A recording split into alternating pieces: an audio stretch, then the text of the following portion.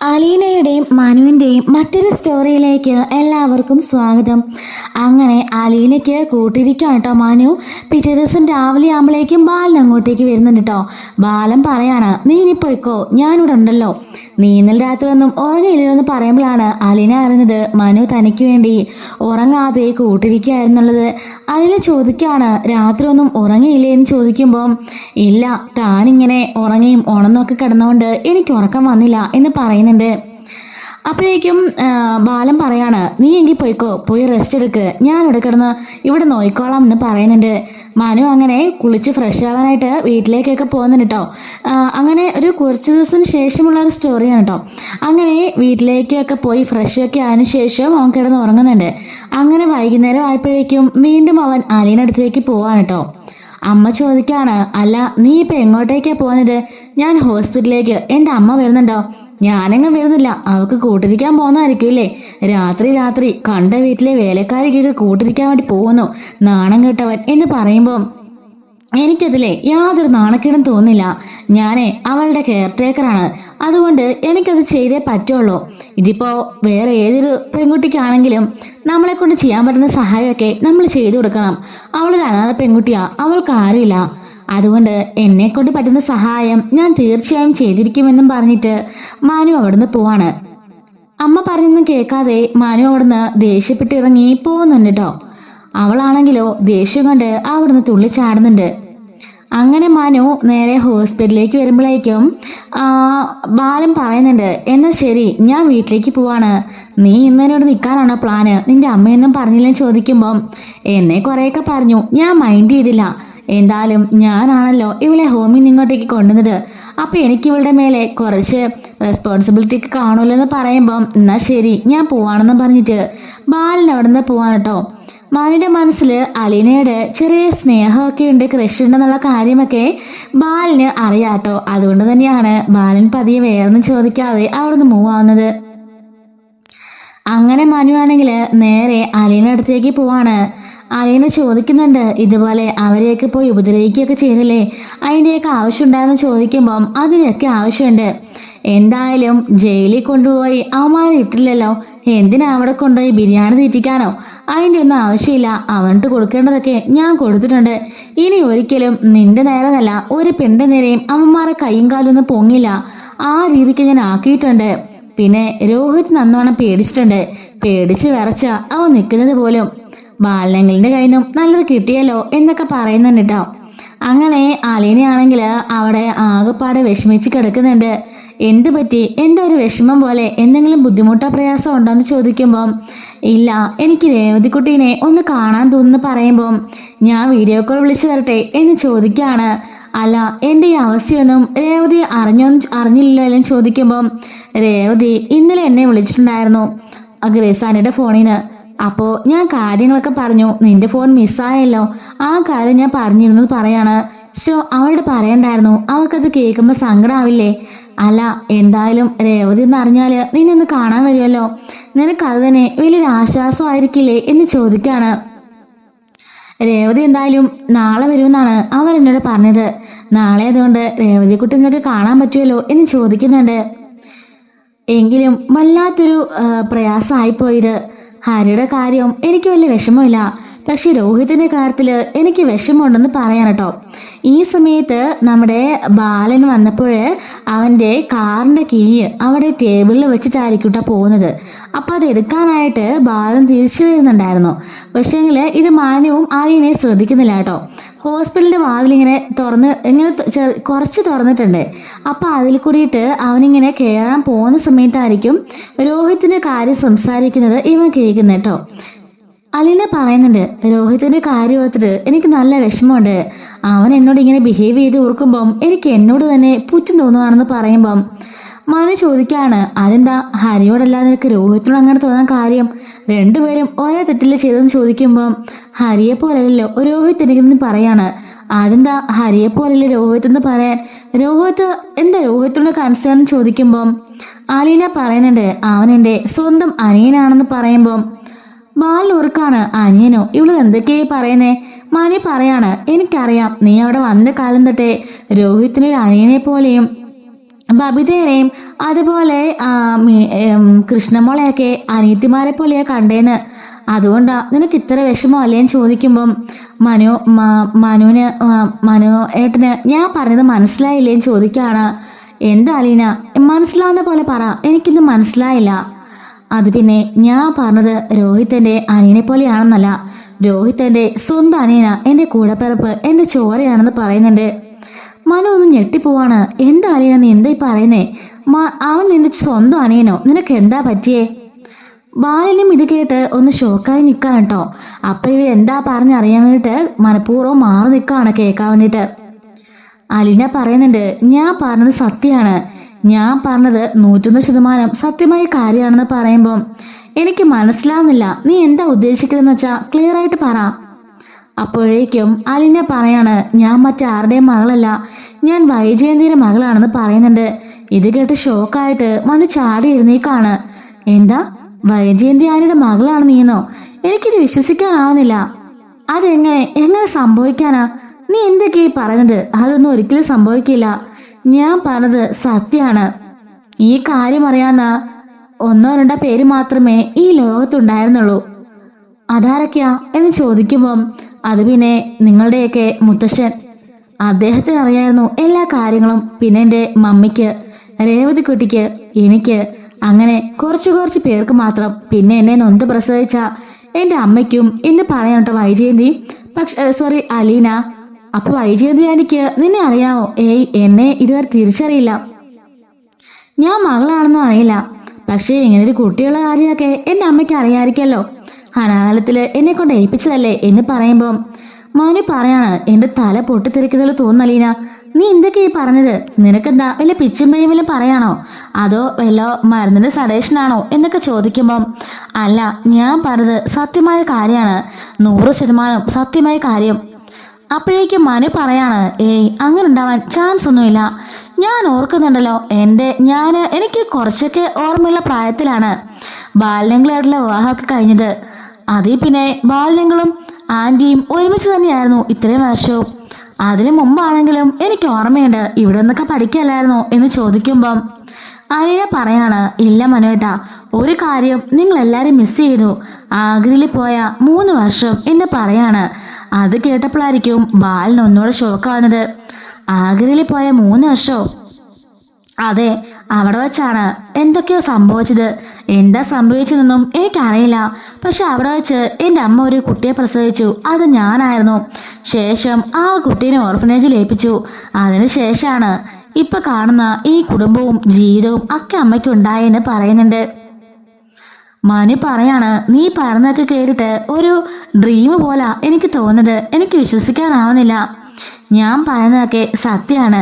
അതുകൊണ്ടാണ് മരിക്കുന്നതിന് തൊട്ട് മുമ്പ് തന്നെ എൻ്റെ മമ്മി വന്നിട്ട് നിങ്ങളുടെ മുത്തശ്ശനോട് കാര്യങ്ങളെല്ലാം പറഞ്ഞത്.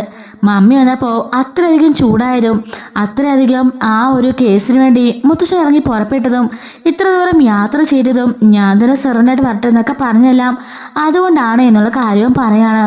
മനു ആകെപ്പാടെ അങ്ങ് പേടിച്ച് നിൽക്കായിരിക്കും കേട്ടോ. ശരിക്കും പറഞ്ഞാൽ ശരിക്കുള്ള ഷോക്ക് കിട്ടിയിരിക്കുന്നത് അവനാണ്. അറിയാലോ, നമ്മുടെ ബാലനായിരിക്കും. കാരണം ബാലന് കുഞ്ഞിനാൾ മുതലേ നമ്മുടെ വൈജയനെ കണ്ടു വളർന്ന ഒരാളാണല്ലോ. അപ്പം ആ ഒരു 3 വർഷവും ആഗ്രയിലേക്ക് പോയ 3 വർഷവും അതുപോലെ ബാലനോട് ഉണ്ടായിരുന്നില്ലല്ലോ. ആ ഒരു സമയത്താണല്ലോ വൈജയ്ക്ക് ഒരു അബദ്ധം സംഭവിച്ചതും ഒരു കുട്ടി ഉണ്ടായതും ആ കുട്ടീനെ എല്ലാവരും നിർബന്ധപ്രകാരം കൊണ്ട് ഓർഫനേജിൽ ഏൽപ്പിക്കുന്നതും. അങ്ങനെ തിരിച്ചു വന്നതിന് ശേഷം ബാലൻ തിരിച്ചു വരും. അപ്പോൾ അങ്ങനെയാണല്ലോ ബാലനെ വിവാഹം കഴിക്കുന്നതും. അപ്പോൾ ഈ ഒരു സംഭവങ്ങളൊക്കെ നമ്മുടെ അലീന മനുവിനോട് പറയാണ്. ഇതെല്ലാം കേട്ടുകൊണ്ട് നിന്ന് ആകെപ്പാടെ ബാലൻ മരവിച്ച ഒരു അവസ്ഥയാണ് കേട്ടോ. അങ്ങനെ ബാലൻ പതിയെ അവിടുന്ന് നടന്ന് പുറത്തേക്ക് പോയിട്ട് തളർന്ന് ആ കസേരയിൽ ഒരിരിപ്പാണ് കേട്ടോ. കാരണം ഇത്രയും നാളായി, ഒരു 10-20 വർഷമായിട്ട് തൻ്റെ കൂടെ ജീവിക്കുന്ന ഒരാളാണല്ലോ വൈജയന്തി. ഇത്ര നാളും വൈജയനെക്കുറിച്ച് അങ്ങനെ ഒരു അറിവ് അയാൾക്കില്ലല്ലോ. തനിക്ക് മുന്നേ മറ്റൊരാളുമായിട്ട് അവർക്ക് ബന്ധമുണ്ടായിരുന്നതും അതിലൊരു കുട്ടിയുണ്ടെന്നും ആ കുട്ടി ഇപ്പോൾ വളർന്ന് വലുതായിട്ട് തൻ്റെ മുമ്പിൽ നിൽക്കുകയാണെന്നൊന്നും വിശ്വസിക്കാനാവുന്നില്ല ബാലന്. ആകെപ്പാടെ അടികൊണ്ടൊരവസ്ഥയിൽ ബാലൻ അങ്ങനെ മരവിച്ചൊരവസ്ഥയിൽ ആ കസേര തന്നെ ഇരിക്കായിരിക്കും. മനു പറയാണ്, ഓഹോ അപ്പൊ നീ എൻ്റെ മുറപ്പെണ്ണല്ലേ എന്ന് ചോദിക്കുമ്പം അലീന പറയാണ് അതെ എന്ന് പറയുന്നുണ്ട്. എൻ്റെ അച്ഛൻ്റെ പെങ്ങളുടെ മകളാ നീ, എനിക്ക് വിശ്വസിക്കാനാവുന്നില്ല. നീ പറഞ്ഞത് ശരിയാ, രോഹിത് നിന്റെ സ്വന്തം അനിയനാ. അവൻ ഒരിക്കലും ഇങ്ങനെ ചിന്തിക്കാൻ കൂടി പാടില്ലാത്തതാ. പക്ഷെ അവൻ അറിയില്ലല്ലോ നീ അവൻ്റെ ചേച്ചി എന്നുള്ള കാര്യം. അവൻ്റെ മനസ്സിൽ ഇപ്പോഴും നീ ഇപ്പോൾ ഒരു സെർവൻ്റ് മാത്രമല്ലേ, അതുകൊണ്ടാ നിന്നോട് അവൻ ഇങ്ങനെയൊക്കെ പെരുമാറുന്നത് എന്ന് പറയാണ്. ഒരിക്കലും രോഹിത് എന്നല്ല, ഈ ലോകത്ത് മറ്റാരും ഈ കഥയൊന്നും അറിയാൻ പാടില്ല. പക്ഷെങ്കിൽ മനുവേട്ടൻ അതൊക്കെ അറിയണമെന്ന് എനിക്ക് തോന്നിയെന്ന് പറയുമ്പം മനു ചോദിക്കാണ്, അതെന്തുകൊണ്ടാ ഇപ്പം അങ്ങനെ ഒരു തോന്നല്? എന്തോ എനിക്കറിയില്ല, മനുവേട്ടനോട് എല്ലാ കാര്യങ്ങളും പറഞ്ഞെന്ന് എൻ്റെ മനസ്സ് പറഞ്ഞു. അതുകൊണ്ടാണ് ഞാൻ ഈ കാര്യങ്ങളെല്ലാം ഷെയർ ചെയ്യുന്നത്. ഈ ലോകത്ത് മറ്റാരും ഒരിക്കലും ഈ കാര്യങ്ങളൊന്നും അറിയാൻ പാടില്ല എന്ന് പറയുമ്പം ഇല്ല, ഒരിക്കലും ഈ കാര്യങ്ങളൊന്നും മറ്റാരും അറിയില്ല, എന്നെ വിശ്വസിക്കാമെന്നും മനു പറയുന്നുണ്ട് കേട്ടോ. മനു പറയാണ്, എനിക്കിപ്പോൾ സമാധാനമായി, ഇനിയിപ്പോ എന്തായാലും എൻ്റെ മുറപ്പെണ്ണല്ലേ നീ എന്ന് ചോദിക്കുമ്പം അതിനെ പറയാണ്, അയന്ത മനോട്ടൻ അങ്ങനെ പറഞ്ഞത്? അല്ല, ഇത്ര നാളും നീ ഒരു അന്യ പെൺകുട്ടിയായിട്ട് എൻ്റെ മനസ്സിൽ ചെറിയൊരു ഫീൽ ഉണ്ടായിരുന്നു. നീ ആരാ, എവിടത്തെയാ, നിന്റെ അച്ഛനമ്മ ആരായിരിക്കും, അങ്ങനെയൊക്കെയുള്ള 100,000 ചോദ്യങ്ങളൊക്കെ എൻ്റെ മനസ്സിലുണ്ടായിരുന്നു. എങ്കിലും നിന്നുള്ള ഇഷ്ടത്തിനൊന്നും യാതൊരു കുറവില്ലായിരുന്നു കേട്ടോ. നിന്റെ സൗമ്യതയും ഈ ശാലീനവും അതുപോലെ നീ കൽപ്പിക്കുന്ന നിന്റെ ആ ഒരു പോസിറ്റീവ്നെസ്സും എല്ലാം എനിക്ക് ഒരുപാട് ഇഷ്ടമായിരുന്നു. ഇപ്പം എനിക്ക് ധൈര്യമായിട്ട് നിന്നോട് ഇഷ്ടപ്പെടാമല്ലോ എന്ന് പറയാണ്. കാരണം നീൻ്റെ മുറപ്പെണ്ണല്ലേ, ധൈര്യമായിട്ട് എനിക്ക് നിന്നെ സ്നേഹിക്കാൻ ഇഷ്ടപ്പെടാനൊക്കെ പറ്റുമല്ലോ എന്നൊക്കെ മനു പറഞ്ഞ് സന്തോഷിക്കുകയാണ്. അലീന പറയുന്നുണ്ട്, ഒരിക്കലും എൻ്റെ അമ്മയുടെ അങ്ങോട്ടേക്ക് വരണമെന്ന് പോലും ഞാൻ കരുതിയതല്ല. പരിത്ത മമ്മിയും ഇതുവരെ അങ്ങനെയൊന്നും പറഞ്ഞിട്ടില്ല. പക്ഷെങ്കിൽ എൻ്റെ മമ്മിയുടെ അവസാന നാളുകളിൽ ഞങ്ങളെ എല്ലാവരെയും സുരക്ഷിതമായൊരു കാര്യങ്ങളിലേക്ക് എത്തിക്കണമെന്നായിരുന്നു എൻ്റെ മമ്മിയുടെ ആഗ്രഹം. അതുകൊണ്ടാണ് ഇങ്ങോട്ടേക്ക് വന്നത് എന്നൊക്കെ പറയാണ്. പക്ഷെ ഇവിടെ വന്നപ്പോൾ ഇങ്ങനെയൊന്നും ഒരിക്കലും പ്രതീക്ഷിച്ചില്ല എന്ന് പറയുന്നുണ്ട്. മനു പറയുന്നുണ്ട്, അതൊന്നും സാരമില്ല, എന്തായാലും ഇത്ര വലിയ ഷോക്കിംഗ് അതും വളരെ സന്തോഷമുള്ളൊരു ന്യൂസാണ് നീ മനസ്സിലൊളിപ്പിച്ചതെന്ന് ഞാൻ അറിഞ്ഞില്ല. മനു പറയാണ്, ശരിയാ, എനിക്കിത് സന്തോഷമുള്ള ന്യൂസ് ആയിരിക്കും, പക്ഷെ ഇത് പുറത്തറിയുന്ന ആർക്കും തന്നെ അത്ര സന്തോഷമുള്ള കാര്യങ്ങളൊന്നും ആയിരിക്കില്ല എന്നും അവൻ പറയാൻ കേട്ടോ. അപ്പോൾ ഫ്ലാഷ് ബാക്കിനെ കുറിച്ച് ഓർക്കാണ് കേട്ടോ ബാലൻ. സംഭവിച്ചെന്താന്ന് വെച്ചാൽ ബാലൻ ചെറിയ കാലം തൊട്ട് തന്നെ നമ്മുടെ ഈ ഒരു വൈജയന്തിന്റെ വീട്ടിലെ ജോലിക്കാരനെ മകനായിരുന്നു കേട്ടോ. വൈജയന്തിന്റെ തറവാടെന്നൊക്കെ പറഞ്ഞാൽ വലിയൊരു തറവാടായിരുന്നല്ലോ. അപ്പോൾ ആ വീട്ടിലെ ഒരു ജോലിക്കാരൻ്റെ വെറും ഒരു ജോലിക്കാരൻ്റെ മകനായിരുന്നു ബാലചന്ദ്രൻ. അങ്ങനെ അവിടെ വെച്ച് ബാലനും വൈജയന്തിയൊക്കെ ഒരുമിച്ച് കളിച്ചു വളർന്നവരാണ് കേട്ടോ. ആ സമയത്ത് ബാലന് വൈജയോട് വല്ലാത്തൊരു ഇഷ്ടം തോന്നുന്നുണ്ട്. ആ ഒരു ഇഷ്ടം ഒരു കത്തുകളിലാക്കി എഴുതി വൈജയന്തിക്ക് കൊടുക്കുകയും ചെയ്യുന്നുണ്ട് കേട്ടോ.